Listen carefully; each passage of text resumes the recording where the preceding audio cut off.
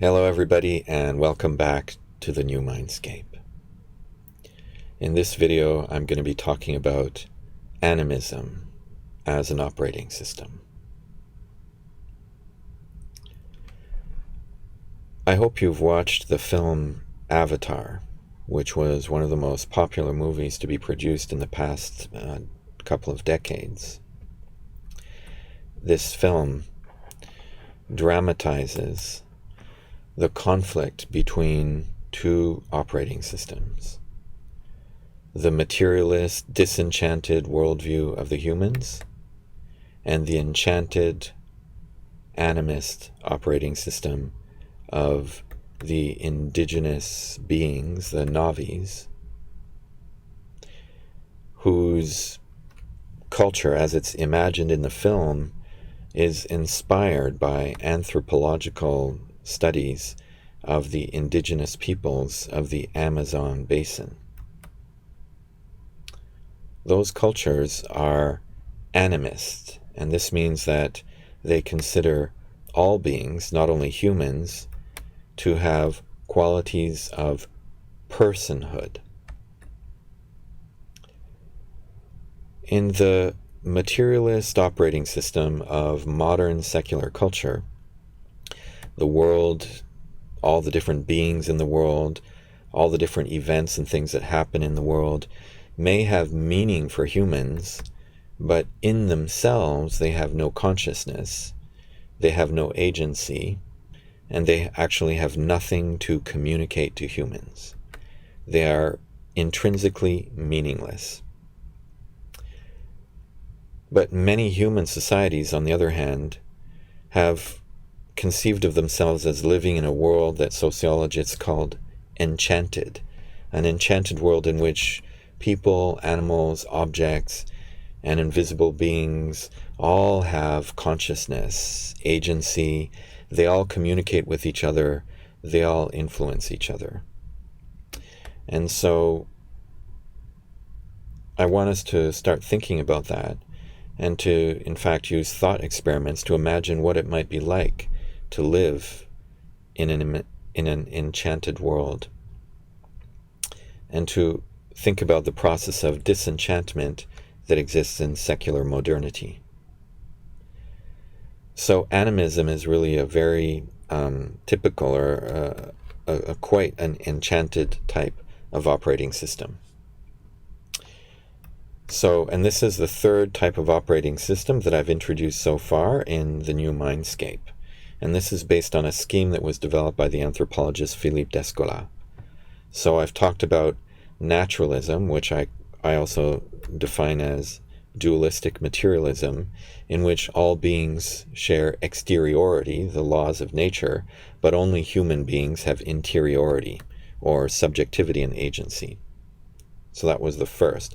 And the second is analogism, in which all beings are composed of analogically connected elements, and there's no strong distinction between interiority and exteriority. And Chinese cosmology is an example of an analogous ontology. And so the third is animism, in which all beings have interiority, which means that they all have subjectivity and agency, but they have different exteriorities, which means that they have different bodies.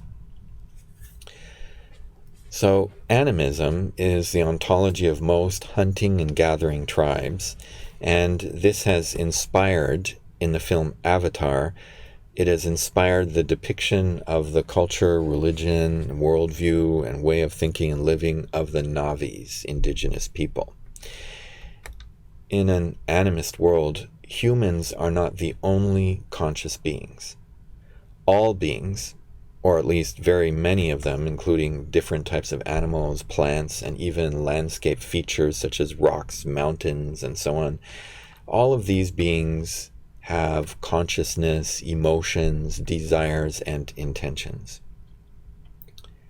Animism is widespread among nomadic, hunting and gathering bands of the Indians of North and South America, as well as in Africa, Siberia, and other regions.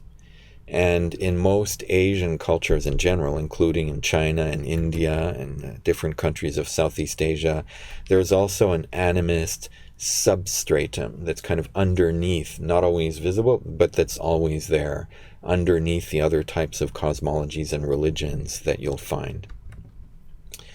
So in an animist world, the universe is populated by different types of persons with consciousness, intention, and human-like desires and emotions. But the concept of a person here is not exclusively associated with the human body, the way that we now in modern times consider a person. So in an animist ontology, the bodies of humans, animals, plants and trees, objects, mountains, stones, and so on, well, all of these different exterior bodies can be compared to clothes that are worn and changed by persons. So, for example, maybe a tiger can change bodies and take the body of a human, or vice versa. A human could switch bodies and take the body of a tiger. So this is kind of like an animagus in the Harry Potter novels and films. And when persons die, they might take another body, whether it's a human or an animal body. So, for example, among the Inuit of northern Canada, in the Canadian Arctic, hunters were always careful that when they kill their prey, that they would do so in a very reverential manner, so that the soul of the animal, so that you would take the body of the animal by killing it, and then the soul would later take a new body, but because you had treated it well, it would be willing to give his body again to the hunters in future hunts. Otherwise, if you didn't treat them reverently when you killed them, well, they wouldn't let themselves be killed next time.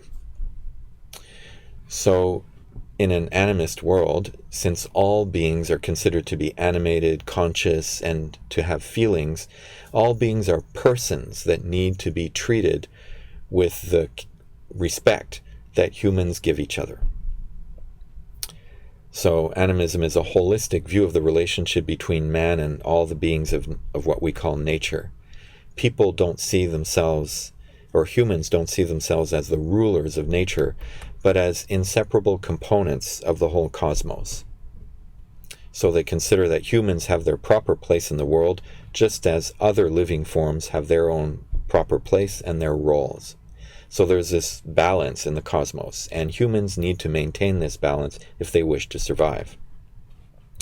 So, for example, among the Inuit hunters of the Canadian Arctic, before going out to hunt, the hunter should explain, let's say, to the master spirit of the polar bear that the people need him for food and for clothing.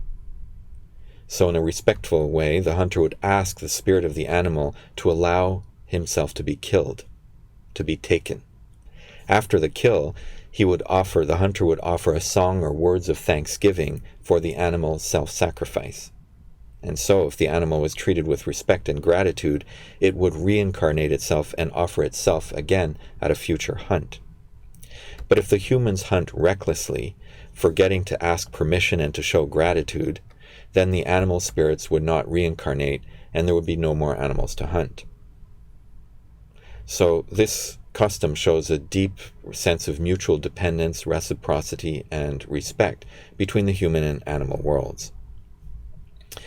In fact, in the animist worldview, all kinds of animals, rocks, and in fact everything has subjectivity. They all have consciousness. So in that sense, they're all the same as us human beings. They think and perceive just like humans. The only difference between them and us is that they have different exterior appearances. So just like us changing clothes, animals can switch bodies. That's why so many stories and legends talk about a human becoming a tiger or becoming a bird. It's actually the same person switching bodies. They have the same interiority or subjectivity, but their bodies can be changed, just like clothes that we change. Now, if you hear this, some people might imagine that, well, if we live in an animist world, that means that we might stop eating animals. We might try to be humane to everything and to become minimalist in our consumption.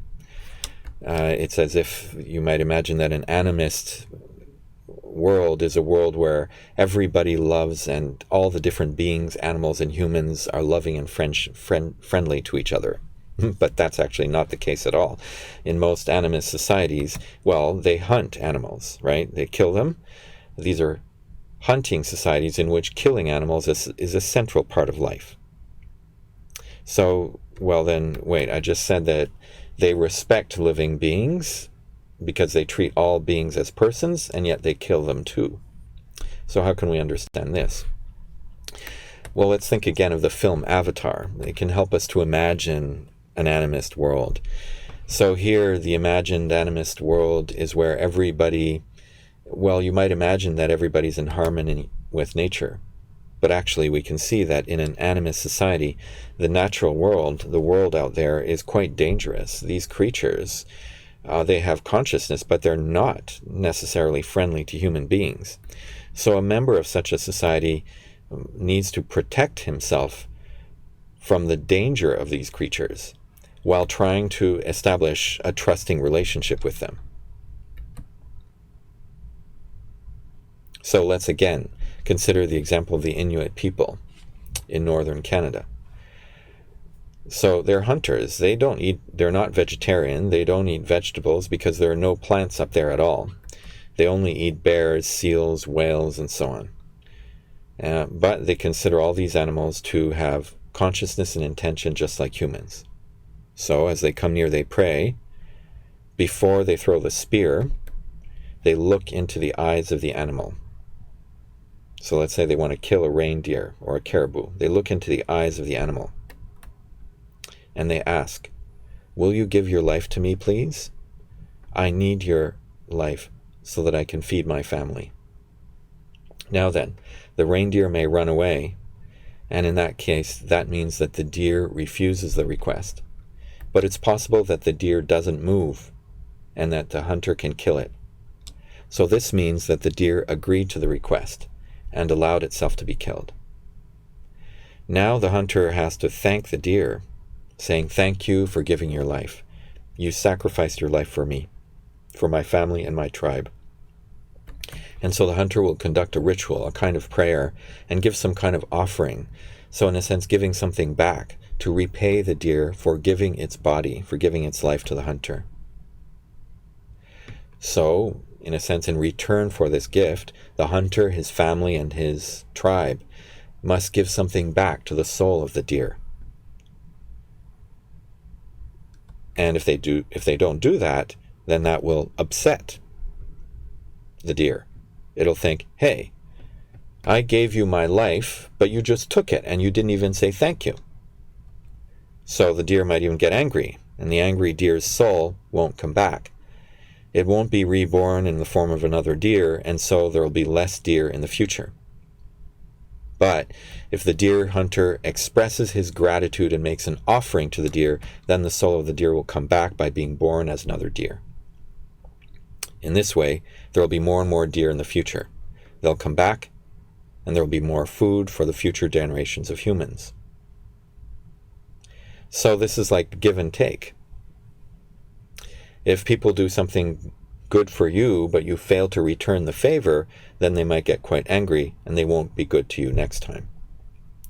So just the same, each time the hunter kills a deer without expressing gratitude and making offerings, this deer won't reincarnate in this world.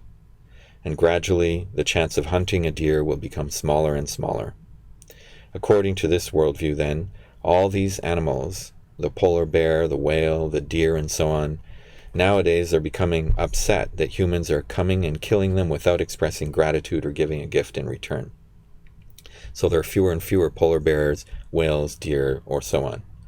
And that's why the environment is depleting itself.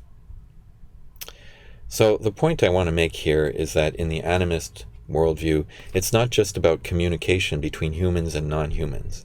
Exchanges between humans and the non-humans are expected. We give something to them, and they give something to us. It's like human interactions. We have to negotiate to help each other, because we're not independent of each other. We depend on each other. So for animists, not only do humans depend on other humans, but they also depend on all beings. And this interdependence isn't some abstract idea like the modern ecological notion of ecological balance.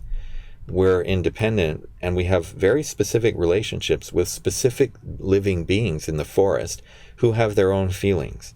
If we don't respect them, then we'll have problems. Sometimes we have to help people or respect people that we don't like, but that's what we have to do. And the same goes with animals. In an animist society, humans and animals don't love each other in some cute, cuddly, and furry intimacy. In an animist society, living beings in the forest are often selfish, jealous, or angry. But just like humans, even selfish people need to negotiate and respect each other. A person always needs to consider that what he does might offend or upset someone or something around him. So it's just like when I walk down the streets of Hong Kong, which are so crowded, the least I do is that I try not to step on other people's feet. Because I know that, well, people are conscious and they'll get upset if I step on their feet. So I have to be careful. And if I do step on people's feet, well, I'll immediately apologize. And there shouldn't be any problem if I apologize on time. Well, so it's the same in an animist world if I'm walking in the forest. I'm constantly stepping on the feet of trees, plants, rocks, and everything. And so I'm constantly, potentially offending all kinds of conscious beings. So I need to constantly apologize or offer my respects. And so that's why you'll see different ways of doing rituals and different shrines and ways of expressing respect and gratitude. So the world in an animist operating system isn't necessarily friendly. It might even get rather nasty if you don't take good care of it. Now, even, let's say, when you build a house, then maybe the earth is unhappy about people trampling on it or digging a hole. The earth is giving itself to you, and you're puncturing it, you're cutting it, you're using it. And so maybe you should say, well, I'm sorry for disturbing you. Thank you for everything. Thank you for everything that you're giving us. And that's what we see everywhere in so many parts of the world, and certainly everywhere in Asia and everywhere in China. There are shrines, little shrines for the earth god. So in China, the Tu Di Gong, right? And that's where it comes from. You're always walking on this earth, which gives you fertility, which gives you your land, gives you your crop, gives you your food, gives you a place for your house, and so on. So the earth gives us so much. And so people give something as a token of gratitude, a token of respect in return. People conduct rituals to express their thanks and their respect. They burn incense and give offerings of food and wine to the earth. So this is a kind of a give and take relationship. It's a process of relationship building.